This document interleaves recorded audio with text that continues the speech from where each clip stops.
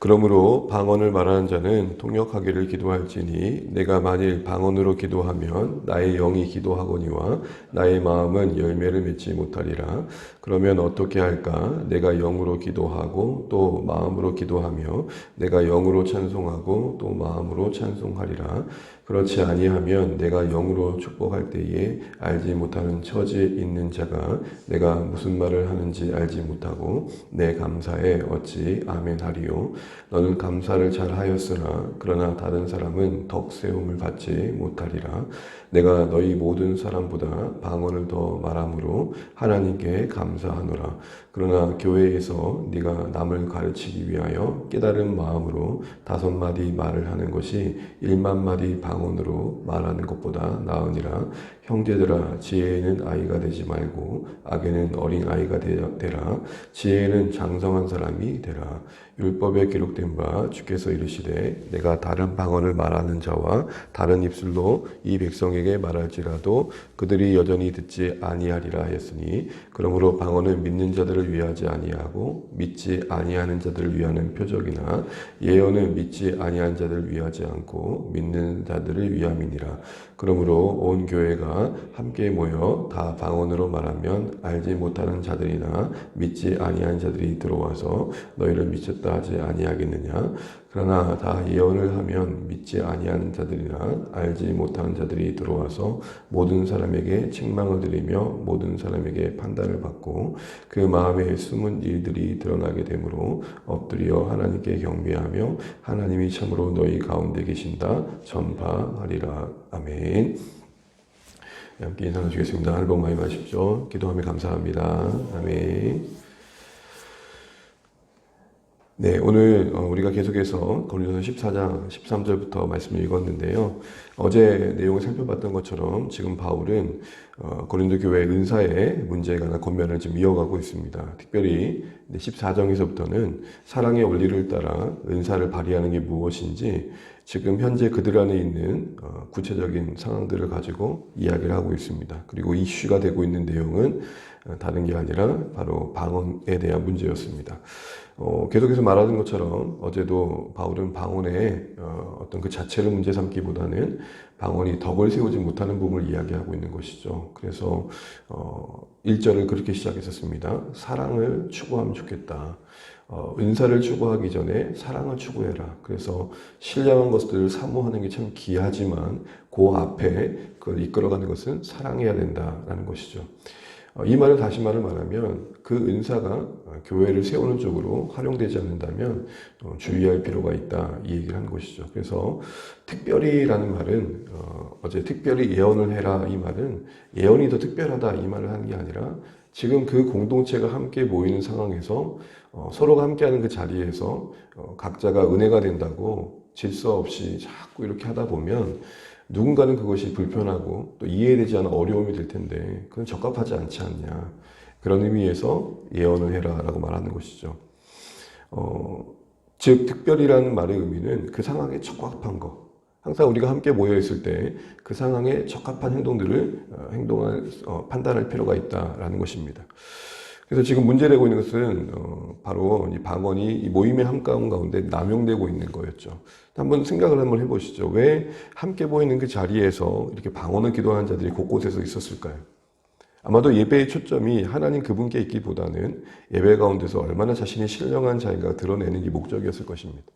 어디든 무엇을 하든 언제나 항상 우리 안에 있는 욕망이 선을 넘게 되면 무질서를 만들고 어그러짐을 만들고 의도하지 않았던 결과들을 만들어내는 것이죠.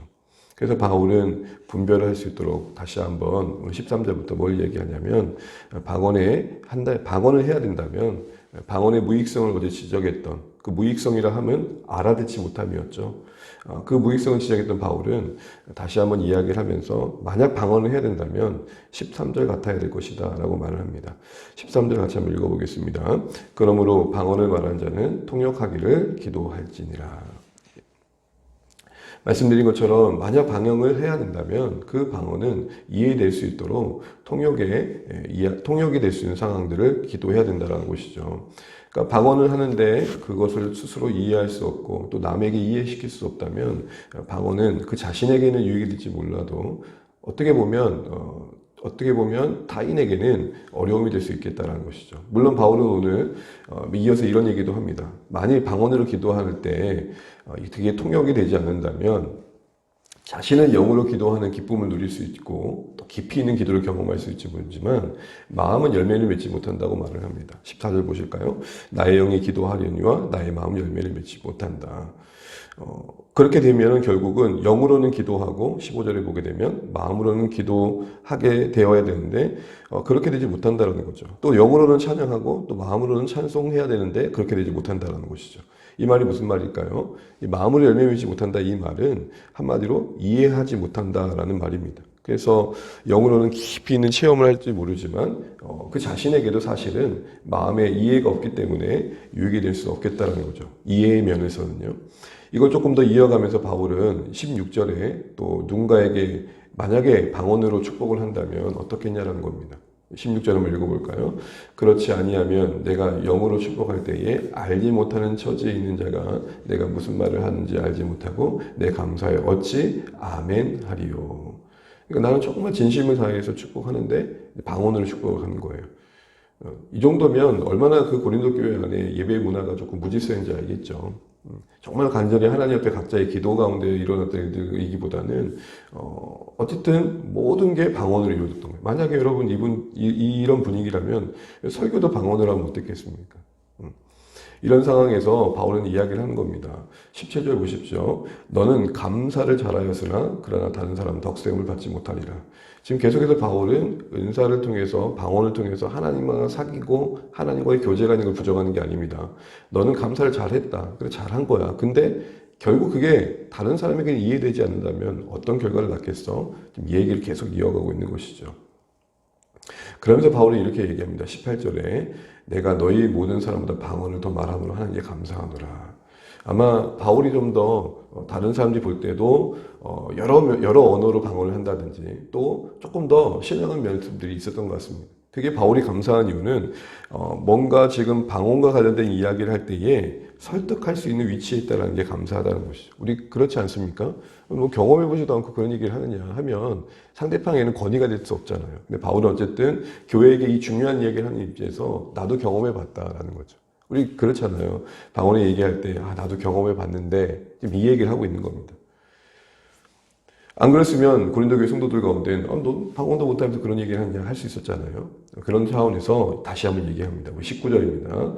그러나 교회에서 내가 남을 가르치기 위하여 깨달은 마음으로 5마디의 말을 하는 것이 1만 마디 방언으로 말하는 것보다 나으니라.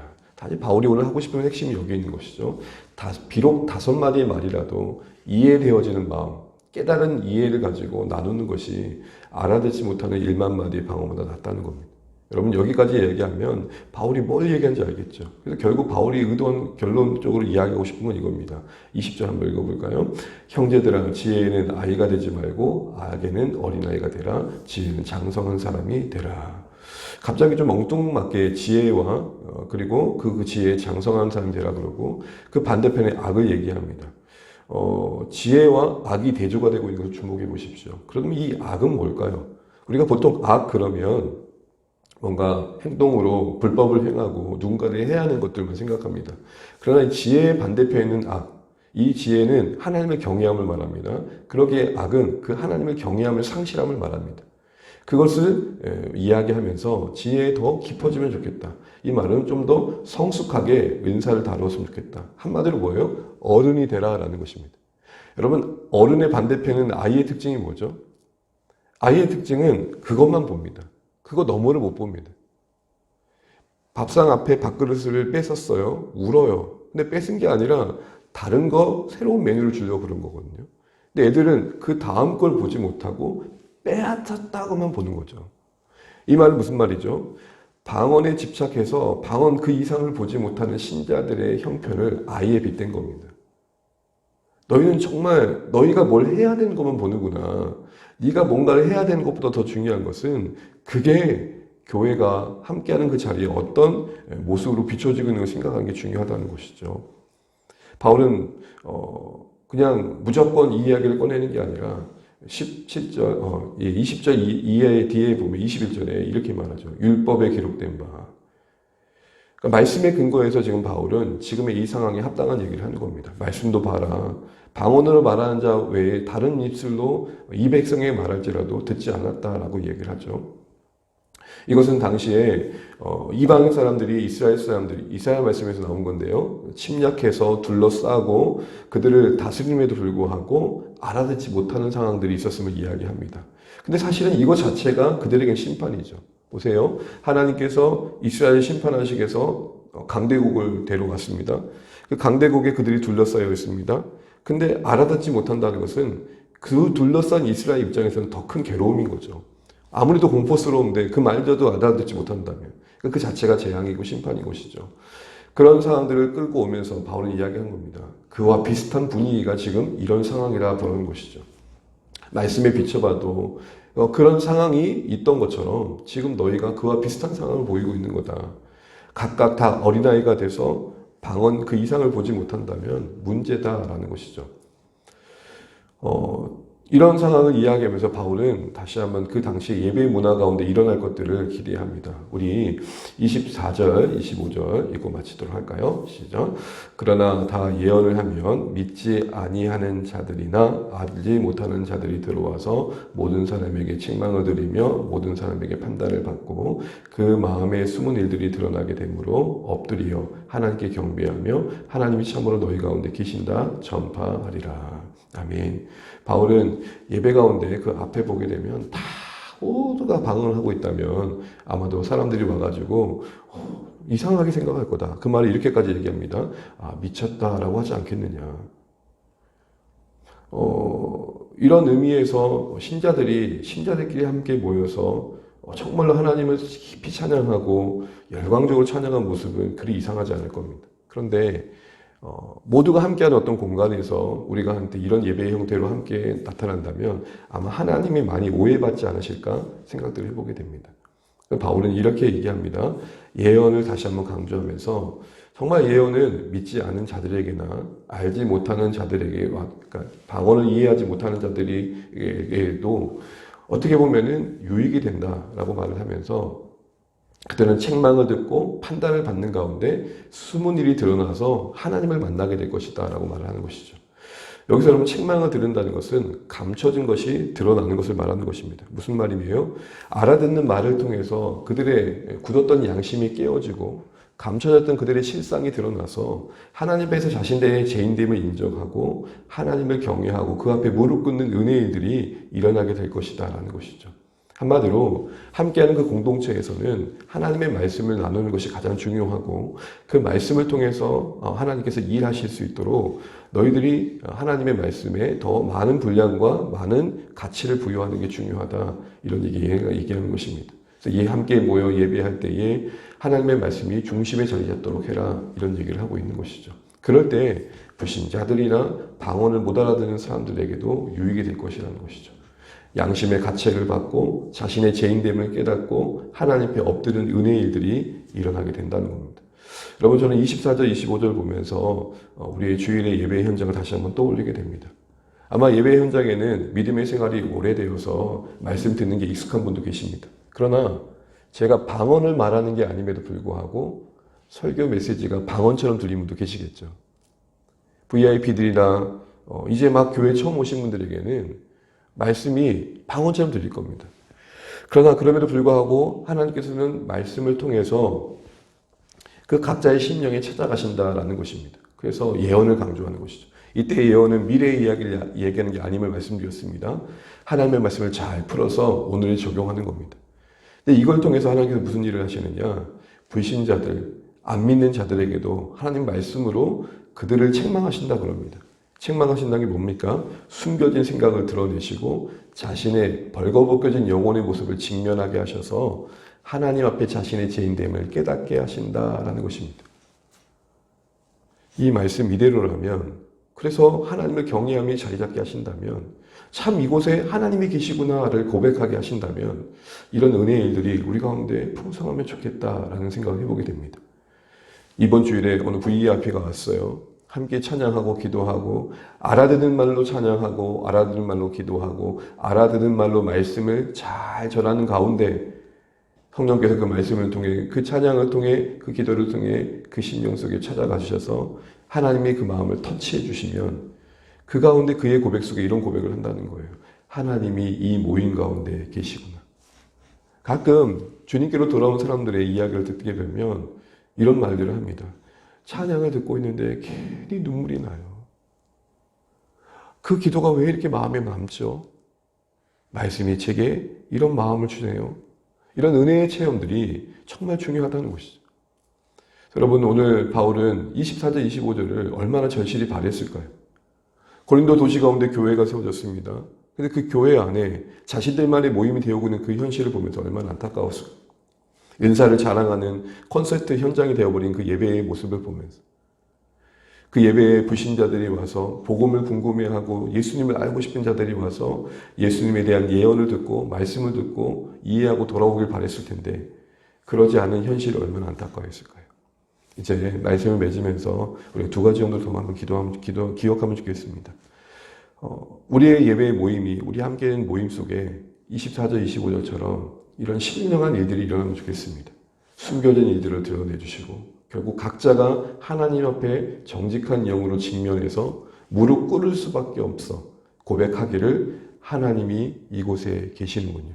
이런 은혜의 고백을 할 수 있는 예배가 될 수 있도록 특별히 이번 주일에 또 예배를 위해 기도하실 때 그렇게 기도하시면 좋겠습니다. 또한 우리가 함께한 이 공동체가 우리만의 모임이 아니라 하나님께서 앞으로 우리를 만나게 하실 문 영혼들, 그들 안에는 전혀 예수님을 들어보지 못했던 불신자들도 있을 텐데 정말 어떻게든 교회가 그들을 섬기는 데 있어서 지혜로울 필요가 있겠다라는 것입니다. 우리들만의 예배가 아니라 하나님께서 보내신 영혼들이 그곳에서 하나님을 만날 수 있는 예배가 될 수 있도록 우리도 VIP를 고려하고 불신자들을 배려할 수 있는 지혜에 있음, 장성한 자의 성숙함이 필요하겠다라는 것이죠. 이런 지혜 가운데 하나님의 구원의 사역에 동참해가는 교회가 되었으면 좋겠습니다. 이 새벽에 기도하실 때 오늘 주일에 예배를 기도하시면서 그렇게 기도하시면 좋겠고 우리 공동체가 이렇게 하나님께서 우리에게 보내주신 영혼들을 생각하면서 우리의 모습들을 배려하고 또 우리가 어쨌든 종교화되어 가는 게 아니라 하나님 교회를 존재케 하신 구원의 목적을 이루는 데 계속 관심을 가지면서 하나님이 붙여주신 영혼들을 어떻게 하면 더 잘 섬길까?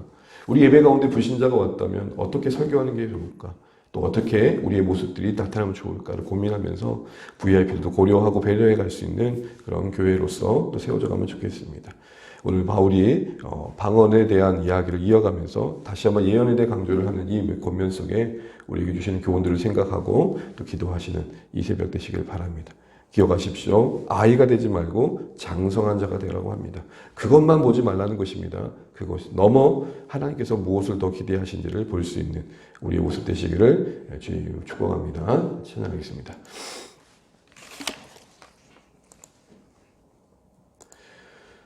찬송가 208장 찬양드리겠습니다. 찬송가 208장 찬양드리고 기도하겠습니다.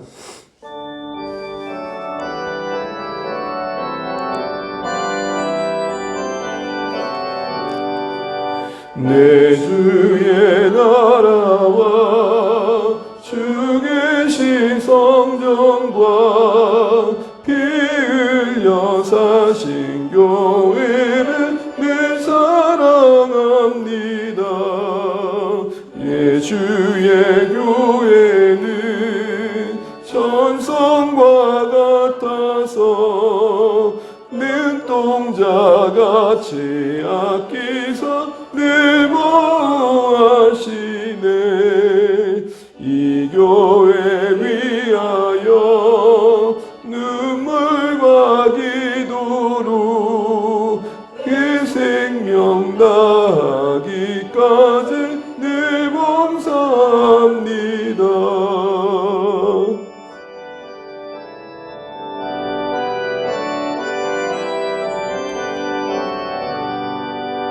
성도의 교제와 교회의 위로와 구주와 맺은 언약을 늘 기뻐합니다.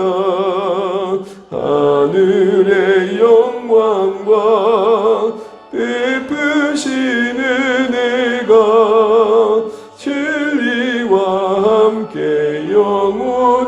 지원에 넘치네. 아멘.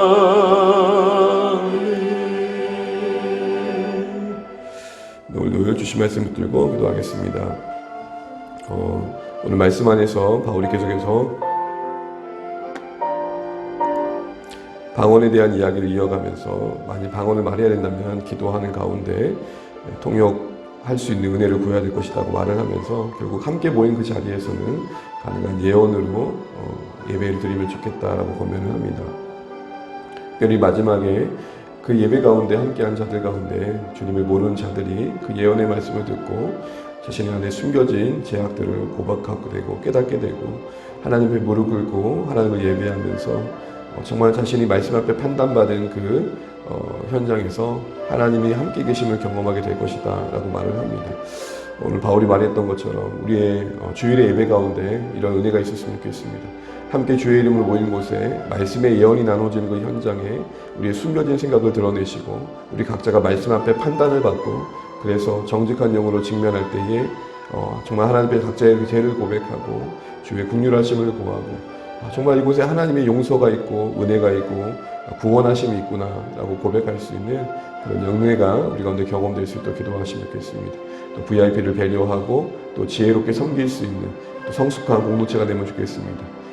그거 어떤 거 특정한 것에만 집착하는 그거 이상을 넘어서를 보지 못하는 우리의 신앙이 아니라 둘러볼 수 있고 살펴볼 수 있고 또 먼저 생각할 수 있는 그런 우리의 공동체가 될 수 있다. 그래서 지혜에 있어서는 장성한 데가 되어서 더 부요하고 풍성한 우리의 공동체가 될 수 있도록 기도하시면 좋겠습니다.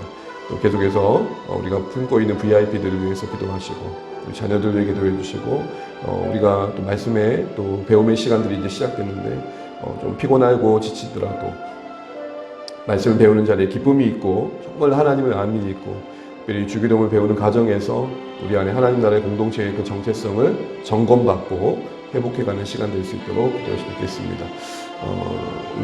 오늘 목장 모임을 위해서도 기도해 주시고 우리 목장을 섬기시는 목장 목회님들 기도해 주십시오. 외에도 우리 각자들 기도하는 분들 기도해 주시고 하늘도 주님 안에서 승리하시길 바랍니다. 같이 기도하시겠습니다.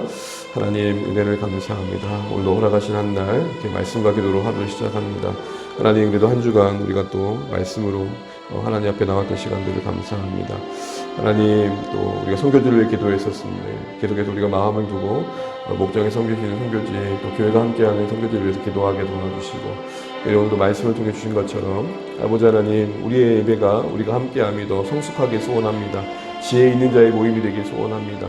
어린아이같이 그거 하나 이상을 보지 못하는 그런 신자를 되지 않게 도와주시고 우리가 VIP를 배려할 줄 알고 믿지 않은 자를 배려할 줄 알고 나의 행위가 다른 사람이 어떻게 비춰질지 생각할 줄 아는 그런 지혜 있는 자들 되게 도와주시고 특별히 예배 가운데 그 예언의 말씀을 통해서 하나님 우리의 숨겨진 것들을 드러내시고 악한 것을 드러내시고 하나님의 말씀이 심령 골수를 찍어서 우리의 생각과 우리의 하나님 아버지의 마음을 드러내는 그런 은혜를 경험하면 좋겠습니다. 그래서 하나님 우리가 하나님 앞에 홀로 서서 하나님 거룩하심 앞에 우리가 서는 귀한 기억들을 통해서 하나님 우리와 함께 하심을 고백하게 도와주시고 우리가 하나님 예배하는 귀한 기쁨들을 누려갈 수 있도록 도와주시고 이곳에 하나님이 함께 계시는구나 경험되어지는 은혜가 있기를 간절히 바라곤 합니다. 온갖 은사의 콘서트장으로 바뀌어버린 그 예배의 모임이 하나님 본질을 상실하고 구원을 상실한 그 안타까운 현실을 바라보면서 바울의 애타는 마음이 우리 가운데 전해지길 소원합니다. 하나님 우리의 예배가 구원을 생각하게 도와주시고 우리 예배가 하나님을 경외함이 있게 도와주셔서 정말 하나님 기뻐하시는 온전한 예배의 현장이 될 수 있도록 은혜를 베풀어 주시옵소서. 주님 우리를 불쌍히 여겨주시고 주의 긍휼하심으로 우리를 채워주시옵소서. 하나님 우리가 VIP를 품고 또한 섬기는 데서 지혜 있길 원합니다. 와락을 통해 초대되어진 영혼들이 주께로 돌아올 수 있도록 도와주시고 하나님 아버지 한 사람 한 사람 하나님 세우셔서 하나님 정말 이 공동체의 이 귀한 일들을 통해서 단 몇 사람이라도 주님께로 돌아올 수 있는 은혜가 있도록 도와주십시오. 우리 각자가 부은 VIP들을 통해 기도하고 섬길 수 있고 찾아가게 하시고 초대되어져서 은혜의 역사를 경험하게 도와주십시오. 아버지 하나님 우리 자녀들을 기억하여 주시고 정말로 그 학교의 생활들을 축복하시고 특별히 캠퍼스의 논의 지체들을 기억하시고 악한 문화에 무너지지 않게 도와주시고 정말 하나님을 경외하는 귀한 사람들과의 만남을 통해서 정말 복된 행복한 생활을 낼 수 있도록 도와주십시오. 이단으로부터 지켜주시고 악한것부터 지켜주십시오. 하나님 도와주십시오. 우리의 목장 가운데 은혜를 베푸시고 함께하는 우리 성도님들의 만남 속에 주의 긍휼하심이 있게 도와주시고 기도의 응답이 있고 말씀의 권면이 있고 하나님 정말로 함께하는 친교의 시간이 있게 하셔서 밥상과 묵상과 일상이 함께하는 은혜의 시간 될 수 있도록 주여 은혜를 베풀어 주시옵소서. 섬기시는 우리 목장 목사님들 권하지 않도록 늘 세임 주시고 선한 마음 주시고 주님의 마음 주셔서 기꺼이 섬기고자 하는 그 마음 속에 복을 더하여 주시옵소서. 하나님 우리의 공동체가 더 그리스도 안에서 한 몸을 이뤄가게 도와주시고 기쁨을 이뤄갈 수 있도록 도우십시오. 연약한 자들을 기억하시고 아파하고 괴로워하는 그 현장에 찾아가 주셔서 하나님 위로하시고 치료해 주시고 일으켜 주시옵소서. 주여 도와주시고